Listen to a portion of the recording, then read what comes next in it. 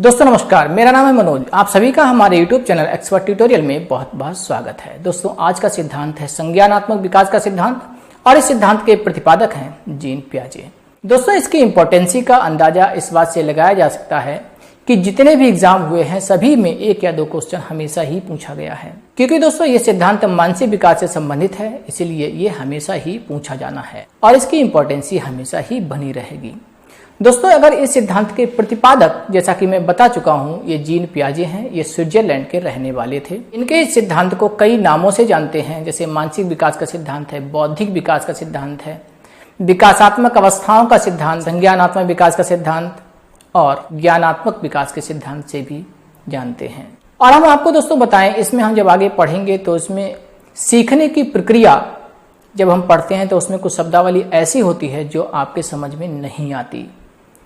वहां पर कुछ शब्द हैं जैसे संगठन है, आत्मसात है, समविष्टीकरण है, व्यवस्थापन है। तो ये शब्दावली इतनी कठिन है, जब ये शब्दावली को समझाने का नंबर आता है तो आप लोगों को समझ में नहीं आती और आप वीडियो को स्किप कर देते हैं। दोस्तों हम आपको बताएं कि आज अपनी इस वीडियो में ये जो शब्दावली है इसे हम बहुत ही आसान ढंग से सिर्फ एक एग्जाम्पल के माध्यम से आपको समझा देंगे।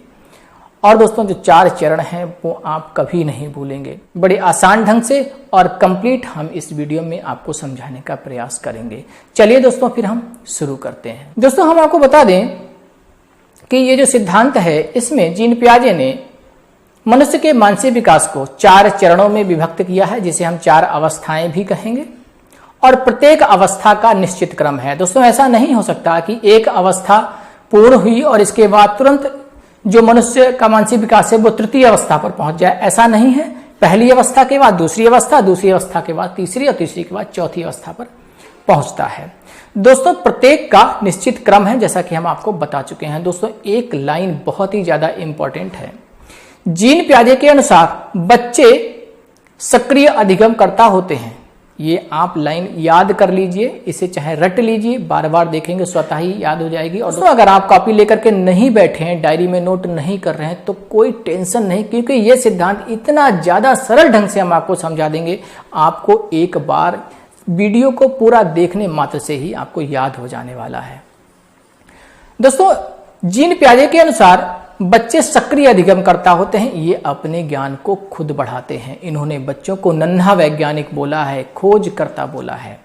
क्या बोला है कि नन्हे वैज्ञानिक हैं, ये अपने ज्ञान को खुद बढ़ाते हैं। ये सक्रिय अधिगमकर्ता, सक्रिय का मतलब एक्टिव होकर के, सक्रिय होकर के अपने कार्य को करते हैं और वो सीखते हैं। जैसा कि आपने देखा होगा कि अगर बच्चे को कोई खिलौना खेलने के लिए दो तो वो उसको खोल के देखता है, तोड़ के देखता है कि इसके अंदर आखिर है क्या। आपका अगर मोबाइल है, आप जैसे जैसे चला रहे हो तो वैसे वैसे उंगलियां उसमें चला के देखता है। इसका मतलब वह अपने ज्ञान को स्वयं बढ़ाता है। ठीक है दोस्तों जीन पियाजे के अनुसार मनुष्य का मानसिक विकास जो है, दोस्तों अब मैं जो लाइन बोल रहा हूं वो किसी भी पुस्तक में आपको शायद नहीं मिलने वाली है और इंपॉर्टेंसी इसकी बहुत है। जीन पियाजे के अनुसार मनुष्य का मानसिक विकास संकेतात्मक स्तर से प्रारंभ होकर शाब्दिक, वैचारिक और सैद्धांतिक स्तर तक पहुंचता है।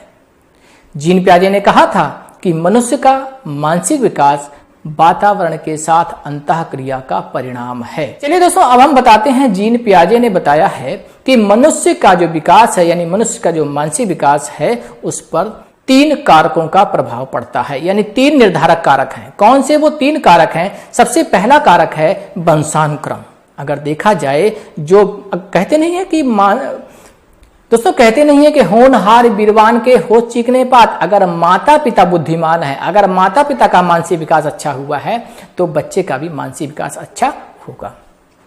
ठीक है। दूसरा कारक है, इन्होंने बताया दोस्तों सामाजिक कारक। कहने का मतलब अगर आसपास का हमारा वातावरण, आसपास हमारा सामाजिक वातावरण परिपूर्ण है, ज्ञानवान लोग हैं, तब हम उनके साथ रह करके भी हमारा मानसिक विकास अच्छा होने वाला है। तीसरा कारक बताया है इन्होंने भौतिक वातावरण के साथ अंतःक्रिया, क्योंकि हम जिस क्षेत्र विशेष में रहते हैं तो वहां की जो भौतिक चीजें, हमारे आसपास जो भौतिक चीजें हैं, तो उनका भी प्रभाव हमारे मानसिक विकास पर पड़ता है। तो इन्होंने कौन सी 3 कारक बताए हैं जो हमारे मानसिक विकास को प्रभावित करते हैं? दोस्तों पहला कारक इन्होंने जो बताया है वो बताया है वंशानुक्रम।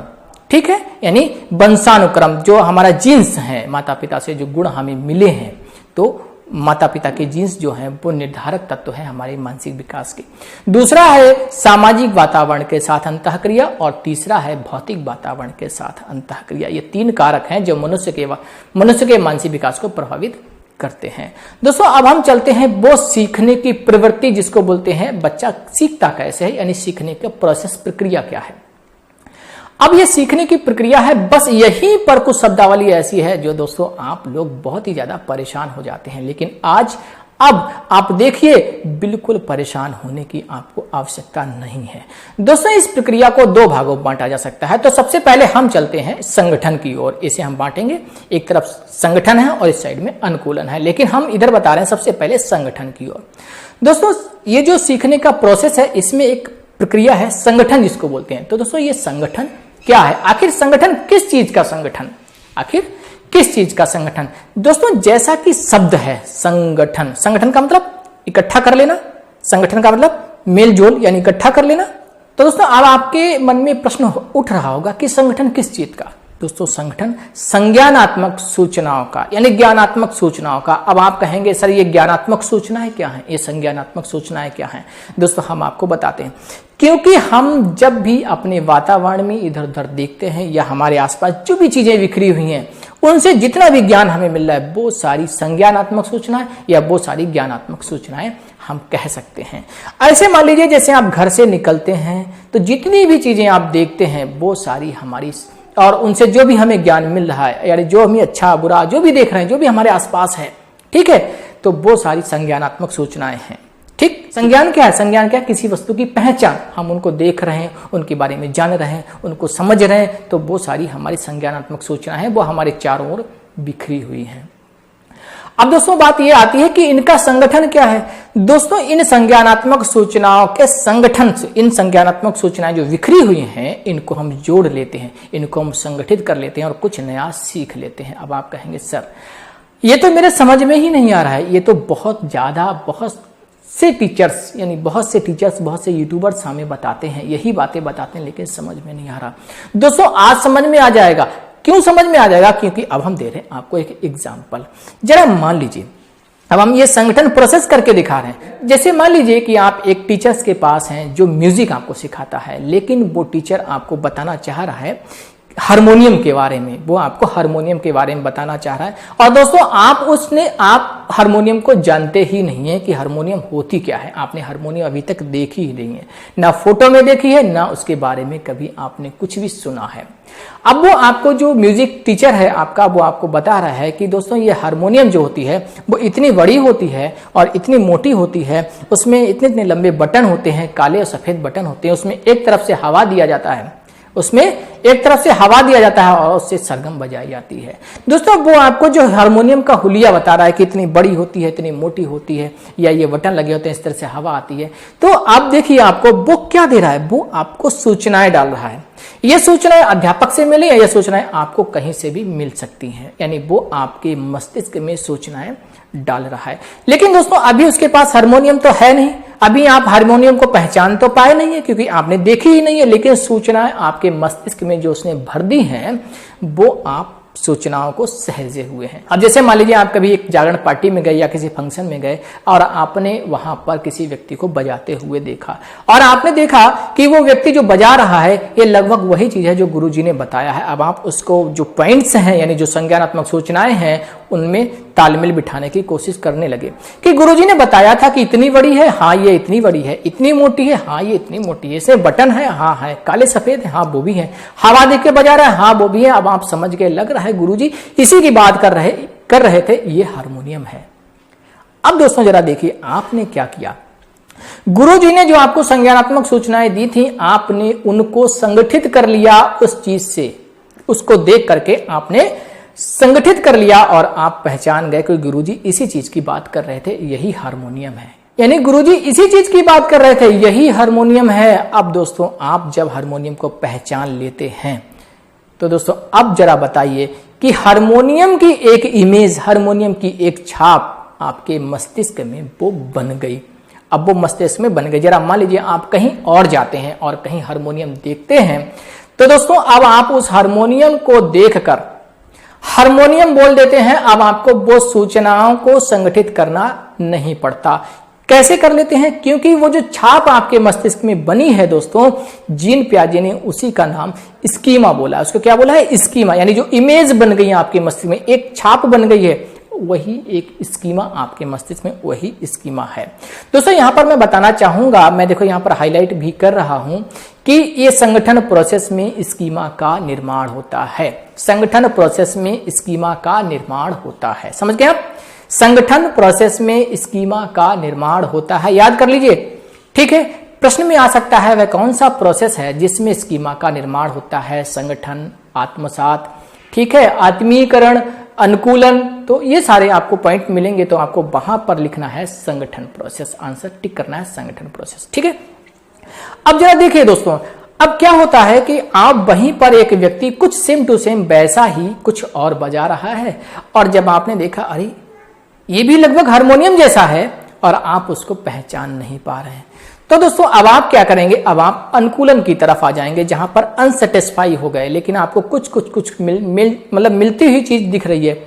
मैं बात कर रहा हूं कैसी होगी। हालांकि दोस्तों अभी तो आप जानते हैं, लेकिन आप उस तरफ जाइए जब आप, दोस्तों आप वैसे समझिए जैसे आप उसके बारे में कुछ जानते ही नहीं है। हालांकि आप लोग जानते हैं मेरी वीडियो को जो देख रहे हैं, लेकिन आप उस लम्हे को देखिए या उस समय में पहुंचिए कि आप जब इसको नहीं जानते हैं, ठीक है दोस्तों। तो दोस्तों अब आपने वो एक नई चीज है जो बजाते हुए देखी है, ठीक है। अब क्या हुआ? आप थोड़ा सा अनसेटिस्फाई हुए और आपने देखा ये तो कोई नई चीज है, इसमें क्या है, इसमें हवा देने की जरूरत ही नहीं है, और बज लगभग हारमोनियम जैसी ही रही है। तो अब आप क्या करेंगे? अब इधर आ जाएंगे अनुकूलन प्रोसेस में, ठीक है दोस्तों। अनुकूलन या समायोजन, दोस्तों इस अनुकूलन और समायोजन को दो भागों में बांटा जा सकता है। एक तरफ आत्मसात, आत्मीकरण, और दूसरी तरफ समाविष्टीकरण या व्यवस्थापन। अगर आत्मीकरण की बात करें तो इंग्लिश में बोलते हैं एसिमिलेशन, और दूसरी तरफ जो हमने व्यवस्थापन बोला है दोस्तों या समाविष्टीकरण बोला है, इसका नाम है एकोमोडेशन, ठीक है दोस्तों। अब हम आत्मसात की बात करते हैं। जरा देखिए, आत्मसात, आत्मसंतुष्टि, आत्मसात, आत्मीकरण, बिल्कुल जैसा शब्द है वैसा ही आपका निकलने वाला है आंसर। आप खुद पहचान लेंगे, घबराने की बात नहीं है। अगर यहां पर हम आपको एक लाइन दें तो पूर्व में बने स्कीमा में मिला लेना या मिलाने का प्रयास। पूर्व में बने स्कीमा में मिला लेना या मिलाने का प्रयास। पूर्व में स्कीमा कहां बना था? संगठन में। आप जरा सोचिए कि वहां पर आपने वो नई चीज देखी थी, कौन सी? जो लगभग हारमोनियम जैसी थी। तो दोस्तों अब आप वहां पर उसको पहचान नहीं पा रहे हैं, लेकिन हाँ आप आत्मसंतुष्टि के लिए ऐसा मान लेंगे कि ये हारमोनियम ही होगी, कि ये नई तरह की हारमोनियम है। तो इसीलिए इसको बोला है आत्मसात या आत्मीकरण।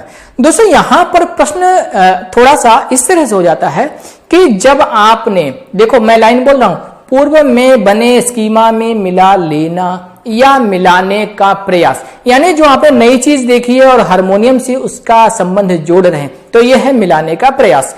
अब मिला लेना क्या होता है? जैसे आपने हारमोनियम देख ली, उसका स्कीमा बना हुआ है, अब आप कहीं और भी हारमोनियम देखते हैं और उसको पहचान लेते हैं हारमोनियम, तब दोस्तों ये भी आत्मसात। यानी हारमोनियम देखकर कहीं अन्यत्र हारमोनियम पहचान लेना, वो भी आत्मसात। और हारमोनियम जैसी कोई और चीज देखते हैं और उसको हारमोनियम बोल देते हैं, तो ये भी आत्मसात, ठीक है। यानी आप देखें, पूर्व में बने स्कीमा में मिला लेना और मिलाने का प्रयास क्या कहलाता है? आत्मसात। यहां पर इस आत्मसात प्रोसेस में दोस्तों कुछ बातें आपको याद रखनी है कि आत्मसात कौन से वो पॉइंट है? नंबर 1, आत्मसात में यानी आत्मीकरण में नए स्कीमा का निर्माण नहीं होता। आत्मीकरण में नए स्कीमा का निर्माण नहीं होता। दूसरा पॉइंट है दोस्तों, वर्तमान स्कीमा में कोई संशोधन नहीं होता, यानी जो आप हारमोनियम का स्कीमा संगठन प्रोसेस में बना के लाए हैं उसमें कोई संशोधन भी नहीं होता।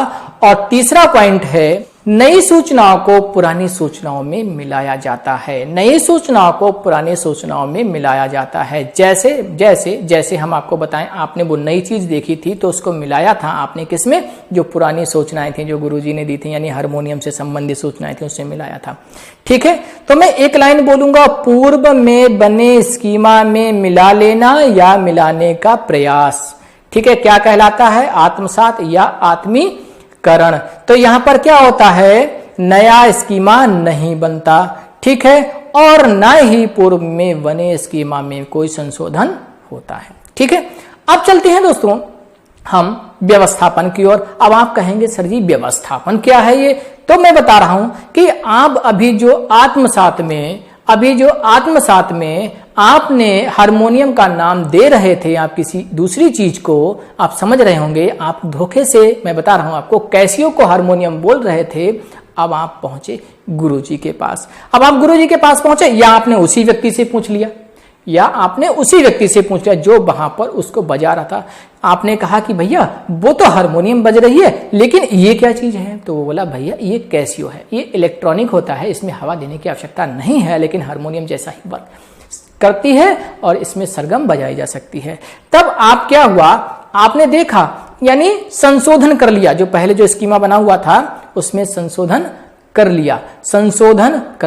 तब दोस्तों क्या हो गया, इसी को बोलेंगे हम लोग व्यवस्थापन, व्यवस्थित कर लेना या समविष्टीकरण, यानी व्यवस्थापन।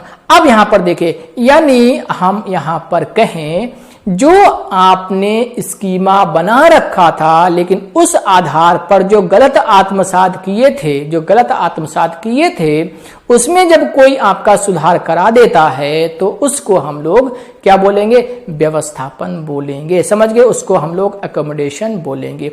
दोस्तों यहां पर अब क्या हुआ, अब सुनिए जरा, यहां पर भी आपके अंदर एक स्कीमा का निर्माण होगा। सूचनाएं अब लेकर के आए थे उस जागरण पार्टी से वहां पर, यानी एक कैसियो को आप हारमोनियम बोल रहे थे, आपको नहीं याद था कि ये कैसियो है या हारमोनियम, आप नहीं पहचान पा रहे थे, लेकिन आप कैसियो को धोखे से हारमोनियम बोल रहे थे।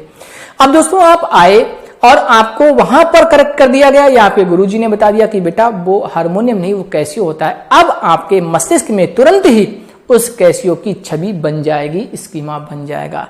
अब आप कैसियो जब व्यवस्थित हो गए तब आप कैसियो को कैसियो बोलेंगे और हारमोनियम को हारमोनियम, ठीक है। तो आपके दो प्रोसेस ऐसे थे जहां पर स्कीमा का निर्माण होता है। वो कौन सा है? सबसे पहला प्रोसेस हमने बताया, एक संगठन प्रोसेस ऐसा है जहां पर स्कीमा का निर्माण होता है, दूसरा व्यवस्थापन प्रोसेस ऐसा है जहां पर स्कीमा का निर्माण होता है। और आत्मसात क्या है, पूर्व में बने स्कीमा में मिला लेना या मिलाने का प्रयास। दोस्तों आशा है ये शब्द आपको समझ में आए होंगे। अब दोस्तों हम आपको 1,00,000% की बात आपको बताते हैं, वो ये है कि कभी आप परेशान हो जाएं एग्जाम में, ठीक है, और ये शब्दावली आ जाए और पूछा जाए निम्न में से क्या होगा। मैं प्रश्न की बात नहीं कर रहा हूं, जहां पर ऐसे आत्मसात, आत्मीकरण ये ऑप्शन आ जाएं और पूछे निम्न में से क्या होगा, और जहां आप न पहचान पाए, अगर पहचान लें तो बेहतर है, अगर ना पहचान पाए तो आंख बंद करके आप आत्मसात या आत्मीकरण जो आपका ऑप्शन हो वो लगा देना, क्योंकि 90% क्वेश्चन जो है, 90% जो प्रश्न आए हैं वो आत्मसात पे ही पूछे गए, ये यहाँ पर इंपॉर्टेंट ज्यादा है। और अगर संगठन और व्यवस्थापन की बात करें तो बस यहां पर यह ध्यान रखना किस प्रोसेस में स्कीमा का निर्माण होता है, ठीक है। तो आशा है आपको ये जो सीखने की प्रवृत्ति है या बच्चे कैसे सीखते हैं ये प्रोसेस आप सीख गए होंगे। नेक्स्ट पॉइंट है दोस्तों हमारा अनुकूलन चक्र। क्या है दोस्तों? अनुकूलन चक्र। अब अनुकूलन चक्र क्या है, अब हम आपको ये अनुकूलन करना सिखाते हैं, कैसे अनुकूलन कर लेते हैं। अब जैसे मान लीजिए इसके चक्र को अगर देखा जाए तो सबसे पहले हम आत्मसात करते हैं। हमने आत्मसात किया था, यानी जो पहला स्कीमा बना रखा है, और जैसे मान लीजिए पहले जो स्कीमा बना हुआ है हारमोनियम का बना हुआ है। अब हारमोनियम को देखकर हम हारमोनियम बोलते हैं कहीं अन्यत्र देखकर, तब तो आत्मसात हमने सही किया, तो हम संतुलन की स्थिति में हैं। तो हमारा आत्मसात से संतुलन की ओर हमारा चक्र पूरा हो गया, यानी हमने किसी चीज को देखा, हम संतुलन की स्थिति में हैं, तो हमारा चक्र यहीं पर पूरा हो गया। लेकिन अगर हम असंतुलित हैं, यानी आत्मसात किया हमने, यानी कहने का मतलब हमारे पास स्कीमा है हारमोनियम का और हम देख रहे हैं कैसियो को, अब हम हैं असंतुलित, यानी जब तक हमें बताएगा नहीं कि ये कैसियो है तब हम हैं असंतुलित। आत्मसात अब असंतुलित हो गए। जब हम असंतुलित हो जाते हैं तो हमें कोई करेक्ट करेगा, कोई हमें व्यवस्थित करेगा, ठीक है, कोई हमें बताएगा कि ये हारमोनियम नहीं है, ये कैसियो है। जब हमें कोई व्यवस्थित कर देगा तब दोस्तों हम संतुलन की स्थिति में पहुंच जाएंगे और हम फिर आत्मसात करेंगे। यही चक्र चलता रहता है, यानी आत्मसात से अगर हम संतुलन में हैं तो हमारा चक्र पूरा हो गया, अगर हम आत्मसात से असंतुलन की स्थिति में हैं, ठीक है, तो हमें कोई व्यवस्थित करेगा, यानी हमें कोई करेक्ट करेगा, बताएगा, ठीक है, और फिर हम संतुलन की स्थिति में आ जाएंगे। यही चक्र हमारा चलता रहेगा। आशा है दोस्तों अनुकूलन चक्र भी आप सीख गए होंगे। अब दोस्तों हम 4 चरणों की बात करते हैं। जो 4 चरण हैं ये भी ज्यादा इंपॉर्टेंट है, आपके लिए बहुत ही ज्यादा इंपॉर्टेंट है। ये 4 चरण कौन से हैं? तो दोस्तों यहां पर आपने बहुत सी वीडियोज ऐसी देखी होंगी जिसमें स्तर नहीं बताए हैं, केवल चरण बताए गए हैं, यानी केवल अवस्थाएं बताई गई हैं। दोस्तों जो हमने शुरुआत में लाइन बोली थी वही लाइन मैं फिर से बोल करके बता रहा हूं। मनुष्य का संज्ञानात्मक विकास संकेतात्मक स्तर से प्रारंभ होकर शाब्दिक, वैचारिक और सैद्धांतिक स्तर तक पहुंचता है। मैंने आपको 4 स्तर बताए हैं, संकेतात्मक, शाब्दिक, वैचारिक और सैद्धांतिक। अगर अवस्थाओं की बात करें तो अवस्थाएं भी 4 हैं। ये चारों अवस्थाओं के नाम मैं यहाँ पर डिस्प्ले कर रहा हूं और इनकी एक आयु भी है, यानी आयु के आधार पर इन अवस्थाओं को बांटा गया है। अगर हम बात करें प्रथम स्तर की तो प्रथम स्तर है हमारा संकेतात्मक स्तर, और दोस्तों अवस्था की बात करें तो ये प्रथम अवस्था है, यानी प्रथम स्तर की प्रथम अवस्था। प्रथम स्तर है संकेतात्मक स्तर और प्रथम अवस्था है, इसका नाम है संवेदी प्रेरक अवस्था। इसे हम गामक भी बोलेंगे, गामक अवस्था। इसे हम इंद्रिय जनित अवस्था भी बोलते हैं। और दोस्तों इसकी आयु की बात करें ये है 0 से 2 वर्ष। ये क्या है? 0 से 2 वर्ष। दोस्तों जहां पर आपको लगे अगर स्क्रीनशॉट लेना है तो आप वहां पर स्क्रीनशॉट भी ले लें। अगर तो दोस्तों हमने पहली अवस्था आपको अभी हेडिंग बता रहे हैं, फिर अभी हम डिस्कस करेंगे इसको कंप्लीट। अब हम दूसरी स्तर की बात करें तो दोस्तों दूसरा स्तर है हमारा शाब्दिक स्तर। दूसरा स्तर है शाब्दिक स्तर दोस्तों, और शाब्दिक स्तर में जो अवस्था है इसको बोलेंगे हम लोग पूर्व संक्रियात्मक अवस्था या पूर्व संज्ञानात्मक अवस्था। इसकी आयु है 2 से 7 वर्ष। दोस्तों अगर तीसरे स्तर की बात करें तो ये वैचारिक स्तर और इससे संबंधित अवस्था है तीसरी, और तीसरी अवस्था का नाम है दोस्तों, बहुत से नाम है, ठोस बोल देते हैं, ठोस अवस्था, स्थूल अवस्था बोल देते हैं, कंक्रीट अवस्था बोल देते हैं, अनौपचारिक अवस्था बोल देते हैं, ठीक है, मूर्त अवस्था बोल देते हैं, यानी अनौपचारिक, मूर्त, ठोस, कंक्रीट, स्थूल। तो ठोस अवस्था, इतनी सारी अवस्था मतलब इसके नाम हैं। अगर कितने कोई भी नाम आ जाए यानी ठीक है, तो आप यहां पर इस तरह से ये नाम इनको याद कर लेना। मैं आपको लिख के भी दे दिया है, यानी डिस्प्ले कर दिया है। दोस्तों अगर इसकी आयु की बात करें तो 7 से 11 वर्ष, यानी इस अवस्था में जो बच्चे हैं वो 7 से 11 वर्ष के बच्चे हैं। दोस्तों अगर हम चौथे स्तर की बात करें तो चौथे स्तर का नाम है सैद्धांतिक स्तर और इससे संबंधित अवस्था है हमारी औपचारिक अवस्था। इसको हम अमूर्त अवस्था के भी नाम से जानते हैं। अगर इसमें कौन से बच्चे आते हैं आयु की बात करें तो 11 से 15 और इससे ऊपर के बच्चे इसी में आते हैं। दोस्तों हमने आपको चारों अवस्थाओं के नाम बता दिए हैं। चलिए अब हम इन चारों अवस्थाओं को विस्तृत रूप से पढ़ते हैं, कितने कौन से पॉइंट हैं हम आपको बताते हैं। अब हम एक एक अवस्था को डिस्कस करेंगे, ठीक है, और कोई भी पॉइंट्स मिस नहीं करेंगे, समझाते हुए चलेंगे विद एग्जाम्पल जहां पर आवश्यकता हुई तो। दोस्तों अब हम प्रथम अवस्था की बात करेंगे जिसे हम संवेदी प्रेरक या गामक अवस्था के नाम से भी जानते हैं। इसे इंद्रिय जनित अवस्था भी कहते हैं। इसमें जो बच्चे हैं वो 0 से 2 वर्ष के हैं और ये अवस्था जो है संकेतात्मक स्तर के अंतर्गत आती है। अब पहले हम इसके नाम की बात करते हैं कि इसका नाम संवेदी प्रेरक क्यों है, इसका नाम इंद्रिय जनित अवस्था क्यों है, इसे हम गामक क्यों बोलते हैं। जरा देखिए 0 से 2 वर्ष के बच्चे को जब आप देखेंगे तब आप पाएंगे कि वो अपनी बात को कह नहीं पा रहा है और अपनी बात को एक्टिविटीज से बता रहा है। एक्टिविटीज यानी हरकतों से। अब आप देखेंगे कैसे, जैसे बच्चे को जब भूख लगती है तो वो रोने लगता है, यानी कह नहीं पाता मेरे को दूध चाहिए, लेकिन वो रोने लगेगा। उसको दर्द होगा तब वो रोएगा, ठीक है, ठीक। और कोई उसके सामने आता है तब हंसने लगता है, मुस्कुराने लगता है, यानी ऐसी कुछ एक्टिविटीज करता है। उसको प्रसन्नता है तो प्रसन्नता का अनुभव यानी कुछ अपनी हरकतों से उसको वो बताएगा, यानी वो कह नहीं पा रहा है, उसके अंदर शब्द अभी नहीं है, यानी संकेतों से प्रदर्शन कर रहा है। हर चीज का अपनी अभिव्यक्ति का प्रदर्शन जो है वो संकेतों से कर रहा है। तो इसलिए इसे हम संकेतात्मक स्तर भी कहते हैं। गामक, गामक का मतलब है एक्शनेबल, यानी करके दिखाने वाली अवस्था। इसमें हर बात को वो करके दिखाता है, ठीक है। अब यहां पर विशेषताओं की बात करें तो पहली विशेषता यह है भाषा का विकास प्रारंभ नहीं हुआ होता है। दूसरा पॉइंट है कि अनुकरण की प्रवृत्ति पाई जाती है। अनुकरण जानते हैं, नकल करना। अब आपने देखा होगा 0 से 2 वर्ष का बच्चा है और माँ उससे कहती है बेटा बोलो पापा, तो वो कहता है पापा पापा पापा। इसका मतलब वो पापा कह नहीं रहा है, वो आपकी बात को रिपीट कर रहा है। वो अभी भाषा नहीं बोल पा रहा है, लेकिन आपकी बात को दोहरा रहा है, रिपीट कर रहा है। अनुकरण की प्रवृत्ति पाई जाती है। ठीक है। अच्छा, अब हम आपको बताएं दोस्तों, यहां पर वस्तु स्थायित्व का अभाव पाया जाता है। यानी कौन सी वस्तु है उसके अंदर ये चीज नहीं पता, यहां पर कोई वस्तु है। ठीक है, वस्तु स्थायित्व का अभाव पाया जाता है। दोस्तों नेक्स्ट पॉइंट है कि उसका सारा व्यवहार गामक क्रियाओं पर आधारित होता है। गामक क्रिया मैंने कहा करके दिखाने पर, ठीक है, आधारित होता है। तो दोस्तों इसमें हमने जो 4 पॉइंट आपको बताए हैं इनको आप ध्यान रखिएगा। अब चलते हैं हम लोग दूसरी अवस्था की ओर। दूसरी अवस्था का नाम हमने आपको बताया था पूर्व संक्रियात्मक अवस्था, पूर्व संज्ञानात्मक अवस्था। दोस्तों अब हम इस अवस्था का जो नाम है, पहले तो हम स्तर की बात करते हैं। स्तर कौन सा है दोस्तों? शाब्दिक स्तर, यानी शब्दावली बच्चा प्रारंभ कर देता है। लेकिन इसको पूर्व संज्ञानात्मक क्यों बोलते हैं? यानी संज्ञान से पहले की।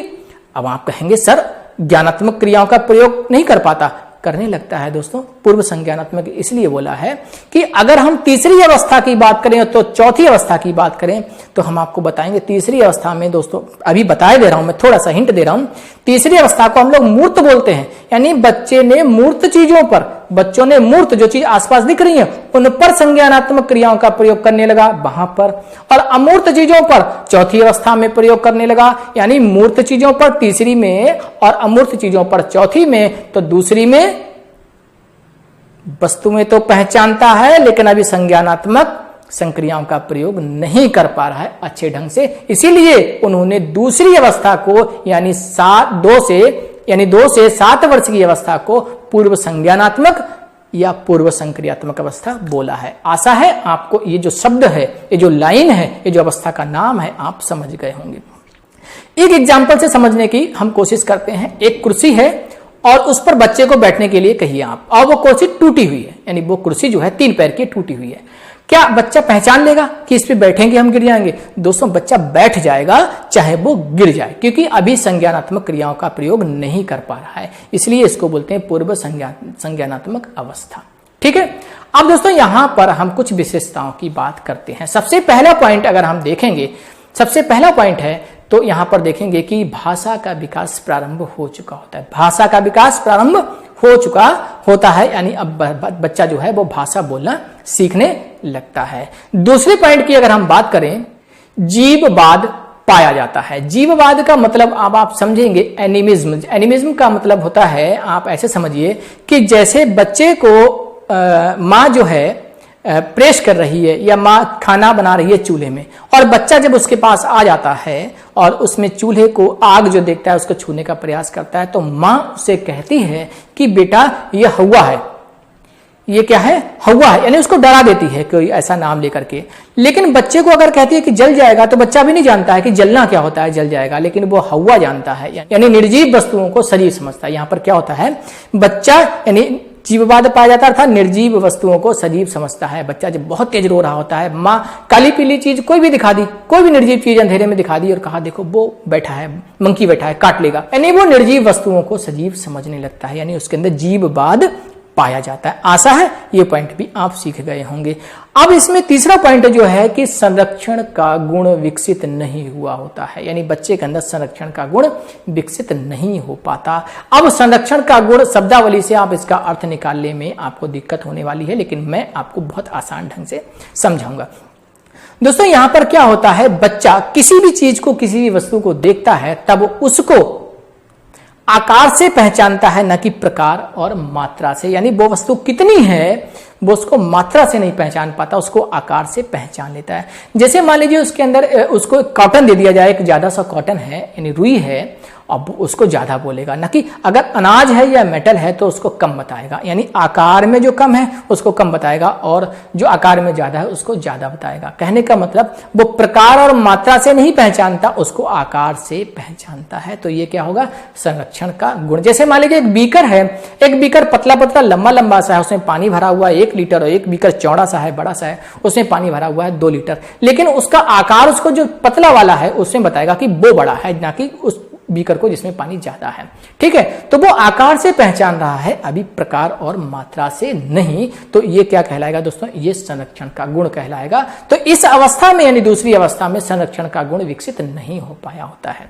दोस्तों हम चलते हैं चौथे पॉइंट की ओर। चौथा पॉइंट यह है कि बच्चा जो है आरोह अवरोह क्रम नहीं जानता, यानी असेंडिंग ऑर्डर डिसेंडिंग ऑर्डर नहीं जानता। अभी छोटी छोटी वस्तु, यानी छोटी वस्तु बड़ी वस्तु, उसके बाद बड़ी वस्तु, इस तरह से अभी सजाना उसको नहीं आया है, यानी आरोही अवरोही क्रम उसको नहीं आया है। और दोस्तों अगर हम पांचवें पॉइंट की बात करें तो बच्चों में पलटकर सोचने की क्षमता नहीं पाई जाती है दूसरी अवस्था में। दोस्तों यानी बच्चों से कहें कि आपका घर से स्कूल 5 किलोमीटर है तो स्कूल से घर कितना होगा, बच्चा नहीं बता पाएगा। ठीक है, तो यानी पलटकर सोचने की क्षमता नहीं पाई जाती। एक एग्जांपल और है, बच्चे से पूछना, इस उम्र के बच्चे से आपको मम्मी ज्यादा प्यार करती हैं पापा, तो उनको लास्ट में जो वर्ड आपने बोला है पापा, तो बच्चे बोलेंगे पापा। अगर आपने पलटकर बोला कि पापा ज्यादा प्यार करते हैं मम्मी, तो लास्ट वाला वर्ड पकड़ेंगे मम्मी और बच्चा बोल देगा कि हाँ मम्मी ज्यादा प्यार करती हैं, यानी उसके अंदर भी पलटकर जाने की क्षमता नहीं है। ठीक है दोस्तों, और हम यहीं पर बात करते हैं। आपको कितने पॉइंट हो गए? 5 पॉइंट हो गए। अब हम छठे पॉइंट की बात करेंगे। दोस्तों हमारा छठा पॉइंट है केंद्रीयकरण, यानी केंद्रीयकरण उसके अंदर पाया जाता है। कहने का मतलब यह है कि बच्चे के अंदर जो सामने आपने प्रदर्शित कर दिया बस उसी को देख पा रहा है, इसके पीछे क्या है वो नहीं देख पाता। जैसे मान लीजिए अभी आपने टूटी हुई कुर्सी पर बैठने को बोला था, वो बैठ गया, लेकिन उसको यह नहीं पता था कि अगर हम इस पर बैठेंगे तो गिर जाएंगे, यानी उसके अंदर क्या है, केंद्रीयता पाई जाती है। जो उसने देखा है बस वैसे ही करने लगता है, इसके पीछे क्या होने वाला है उसको नहीं पता। ठीक है, जैसे मान लीजिए जादूगर होते हैं, वो जादू दिखाते हैं, जो उसको सामने दिखता है वो उसी को सच्चाई मानता है, इसके पीछे क्या हो रहा है उसको नहीं पता। ठीक है, तो ये होता है दोस्तों आत्म केंद्रीकरण। ठीक है, तो ये क्या होता है, केंद्रीयकरण, अर्थात किसी वस्तु के विभिन्न पक्षों को न देख पाना। ठीक, तो ये क्या है, केंद्रीयकरण। दोस्तों 7वें पॉइंट की बात करें तो क्या है ये कि बच्चों के अंदर आत्म केंद्रिता पाई जाती है। आत्म केंद्रिता का मतलब मैं की भावना, अहम, यानी वो जिद्दी होते हैं और उनको जो पसंद है तो वो लेना ही लेना है। ठीक है, जो उन्हें पसंद है तो वो ले लेते हैं, उन्हें नहीं पता माँ बाप कहां से लेकर के आएंगे, यानी आत्मकेंद्र, अहम की भावना, मैं की भावना। जैसे मान लीजिए उनका एक छोटा भाई है, बच्चे का छोटा भाई है, कोई पड़ोसी आ जाए कि मैं ले जाऊं, तो कहना ना ये मेरा है, ये मैं उसको नहीं दूंगा, ये अहम मैं की भावना बोलते हैं, आत्मकेंद्रिता बोलते हैं। ठीक है, अब दोस्तों इसमें लास्ट पॉइंट है कि स्कीमा का निर्माण, संप्रत्यय का निर्माण दोषपूर्ण होता है। ऐसे समझने का प्रयास कीजिए कि वो अपनी माँ को तो माँ बोलते ही हैं और भी औरतों को मम्मी कहते हैं। ठीक है, अपने घर में या और भी जो औरतें हैं उनको भी मम्मी कहते हैं, या अपने पापा को पापा बोलेंगे और अपने पापा के जो दोस्त हैं उनको भी पापा बोलते हैं। इसका मतलब है समप्रत्यय निर्माण दोषपूर्ण होता है इस अवस्था में, इस दूसरी अवस्था में। ठीक है, तो इसमें क्या है, संप्रत्यय निर्माण दोषपूर्ण होता है। तो दोस्तों आप दूसरे अवस्था की सारी विशेषताएं आशा है समझ में आई होंगी। मैंने कोशिश की है कि एक बेहतर एग्जाम्पल के माध्यम से समझाने का प्रयास किया जाए। अब दोस्तों चलते हैं हम लोग तीसरी अवस्था की ओर। तीसरी अवस्था है मूर्त, ठोस, कंक्रीट। ठीक है, अनौपचारिक अवस्था।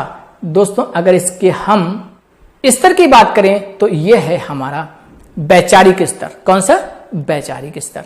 अब जरा देखिए, यहां पर बच्चा विचार प्रधान हो गया है, लेकिन विचार किसके संबंध में, मूर्त चीजों के संबंध में। जैसा कि नाम है ना, मूर्त अवस्था, मूर्त बोलते हैं ना, ठोस।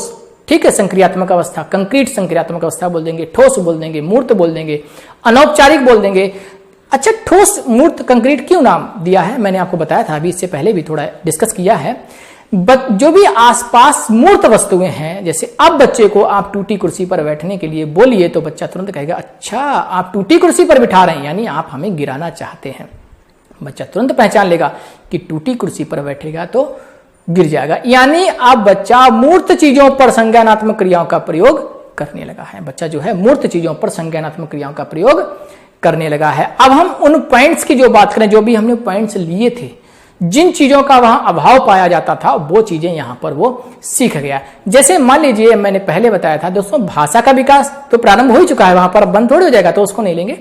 अब हम देखते हैं दूसरा, पहला कि एनिमिज्म यानी जीववाद पाया जाता है, तो इसमें जीववाद क्या होगा, नष्ट हो जाएगा। अच्छा, अब मम्मी से कहेगा ठीक है, यानी आप जो साइकिल दिखा के कहती थी हमसे कि हवा है काट लेगा, साइकिल भी कहीं काटती है, यहां पर बच्चा पहचानने लगेगा।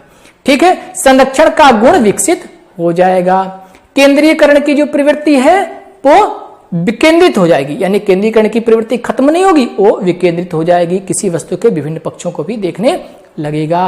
पलटकर सोचने की क्षमता आ जाएगी, आरोही अवरोही क्रम सीख जाएगा, संप्रत्यय निर्माण दोष मुक्त हो जाएगा और आत्म केंद्रिता जो है, मैंने बताया ना, अहम की भावना, वो भी धीरे धीरे अब जाने लगेगी।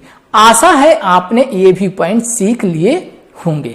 चलिए दोस्तों, अब हम लोग चलते हैं चौथी अवस्था की ओर। चौथी अवस्था हमारी है अमूर्त अवस्था। इसको हम लोग सैद्धांतिक स्तर के अंतर्गत रखते हैं, और अगर इसका दूसरा नाम देखें तो औपचारिक अवस्था। इसमें अगर बच्चों की बात करें तो 11 से 15 या इससे ऊपर के बच्चे हैं। दोस्तों, यहाँ के जो बच्चे हैं वो आगमन निगमन विधियों का प्रयोग करने लगते हैं, यानी अपनी बुद्धि का प्रयोग उन चीजों पर भी करने लगते हैं, यानी अपने संज्ञानात्मक संक्रियाओं का प्रयोग उन चीजों पर भी करने लगते हैं जो चीजें उनको अभी तक दिखाई नहीं देती हैं, यानी कहने का मतलब कल्पना जगत में खोने लगते हैं।